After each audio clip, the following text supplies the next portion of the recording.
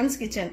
இன்றைக்கி நம்ம butter chicken gravy தான் பார்க்க போகிறோம், பெங்களூர் ஸ்டைலில். வாங்க எப்படி பண்ணுறதுன்னு பார்க்கலாம். அதுக்கு தேவையான பொருட்கள்லாம் பார்த்துக்கலாம். சிக்கன் நல்லா கழுவி எடுத்து வச்சுருக்கிறேன், ஒரு 3/4 கிலோ சிக்கன்னு. பெரிய வெங்காயம் 2 பெரிய வெங்காயம் பொடியாக கட் பண்ணி வச்சுருக்கேன். ஒரு தக்காளி பொடியாக கட் பண்ணி வச்சுருக்கிறேன். காரத்துக்கு 2 பச்சை மிளகா, 1.5 டேபிள் ஸ்பூன் இஞ்சி பூண்டு பேஸ்ட்டு. இது கிரேவிக்காக ஒரு சின்ன வெங்காயம், ஒரு 2 தக்காளி நல்லா அரைச்சி வச்சுருக்கிறேன். Main butter. காரத்துக்கு மிளகாத்தூள், மல்லித்தூள், கரம் மசாலா, தேவையான அளவு உப்பு.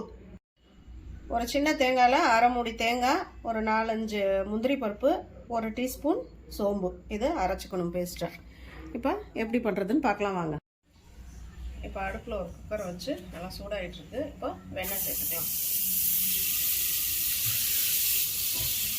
கொஞ்சமாக சேர்த்துருக்கேன். இப்போ லாஸ்ட் லைன் சேர்க்கணும், அதனால இப்போ தாளிக்கிறதுக்கு மட்டும் சேர்த்துருக்கேன். எண்ணெய் நல்லா உருக்கி காஞ்சி வச்சு இப்போ வெங்காயம் சேர்த்துக்கலாம். பச்சை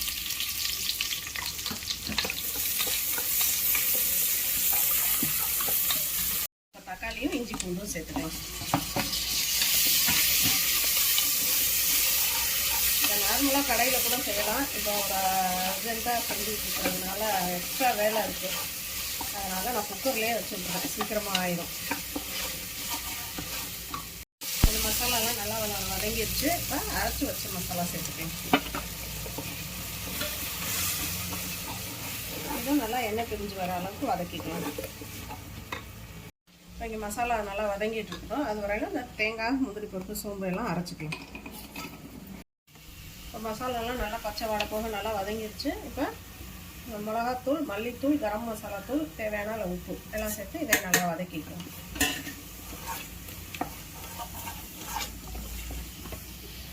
எல்லாம் நல்லா கலந்துட்டு இப்போ சிக்கனை சேர்த்துக்கலாம்.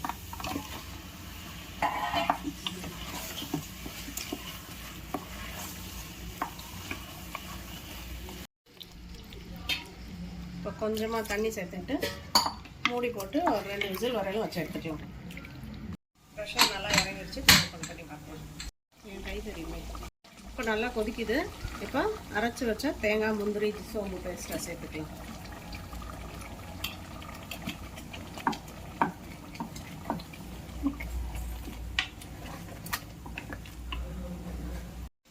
தேங்காய் ஊற்றி நல்லா சிம்மில் வச்சு கஸ்தூரி மேத்தி வந்து 1 டேபிள் ஸ்பூன் எடுத்து வச்சுருக்கேன். இப்போ இதை சேர்த்துக்கலாம். கொத்தமல்லியையும் சேர்த்துக்கலாம்.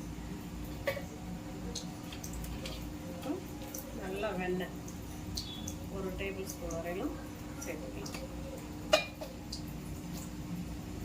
சேர்த்துட்டு இப்போ அடுப்பு ஆஃப் பண்ணி ஒரு 2 நிமிஷம் மூடி வச்சு எடுத்துக்கலாம்.